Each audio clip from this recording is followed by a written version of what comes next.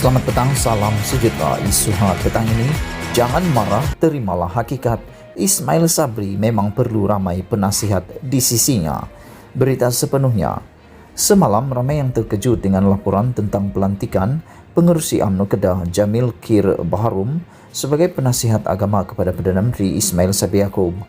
Dengan pelantikan ini bermakna Ismail Sabri kini mempunyai 3 penasihat khas: kesehatan, undang-undang, serta hak asasi manusia dan agama. Dilaporkan lagi, belanja setiap penasihat khas itu adalah sebanyak Rm50.000 sebulan, termasuk untuk gaji beberapa kaki tangan. Bermakna untuk 3 penasihat khas itu, kerajaan membelanjakan sebanyak Rm150 sebulan. Walhal, peranan mereka adalah bertindih dengan menteri-menteri sedia ada dalam portfolio berkaitan. Maka itu, ramai yang mempertikaikan untuk apa penasihat khas itu dilantik, sedangkan sudah ada Menteri Kesehatan, Menteri Menjaga Undang-Undang, dan Menteri Hal Ehwal Agama. Dalam kes penasihat khas undang-undang yang dilantiknya, selain sudah ada Menteri yang menjaga undang-undang dan Peguam Negara Ismail Sabri sendiri, seorang yang berlatar belakangkan guaman sebelum itu. Jadi, untuk apa penasihat khas berkaitan undang-undang dilantiknya? Begitu juga dengan penasihat khas agama. Bersama Menteri Agama yang sudah sedia ada, malah PAS sebagai parti agama juga ada bersama-sama dalam kerajaan. Adakah kehadiran Jamil Kir untuk menjadikan Perdana Menteri lebih alim dan warak serta menjadikan dasar kerajaan lebih Islamik selepas ini? Selain pelantikan itu difahami adalah untuk Ismail Sabri memberi gaji, jawatan serta habuan kepada kawan-kawannya dalam UMNO. Beliau sendiri sebenarnya amat memerlukan penasihat-penasihat khas tersebut di sisinya.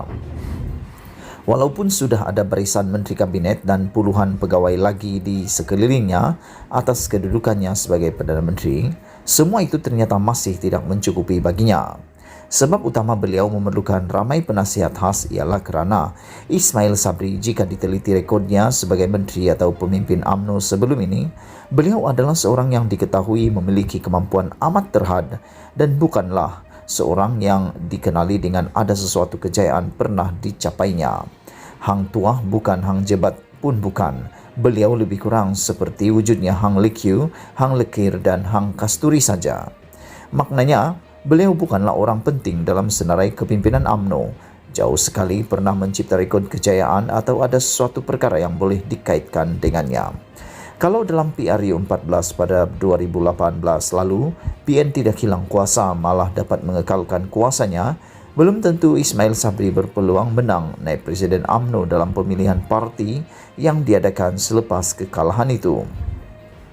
Sebagaimana beliau berjaya menjadi naib Presiden UMNO, banyak disebabkan oleh faktor nasib. Kemenjadiannya sebagai Perdana Menteri juga lebih kerana nasib.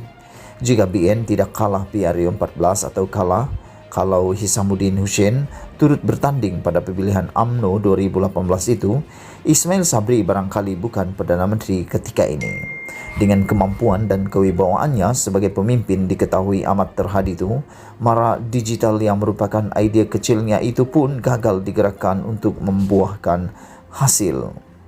Lantaran memiliki kemampuan dan keupayaan yang terhad juga, sudah tentulah beliau memerlukan ramai penasihat khas di sekelilingnya untuk menampakkan dirinya kelihatan lebih berkemampuan.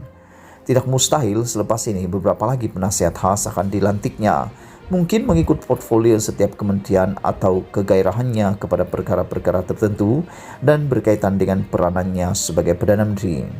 Mungkin selepas ini ada penasihat khas politik, budaya, bukan Melayu, pertanian, komunikasi, berkaitan ASEAN, dan macam-macam lagi akan dilantiknya. Lebih banyak pelantikan bermakna lebih banyak uang rakyat diperlukan untuk membayar gaji-gaji mereka itu. Itulah hakikatnya. Tidak perlu kita marah atau bising-bising kerana inilah beban nyata yang rakyat terpaksa tanggung, entah sampai bila, lantaran memiliki seorang Perdana Menteri yang terhad kemampuannya. Tapi kuasa kita sebagai rakyat masih ada untuk menamatkan semua itu. Sabuddin Husin. Sekian isu hot.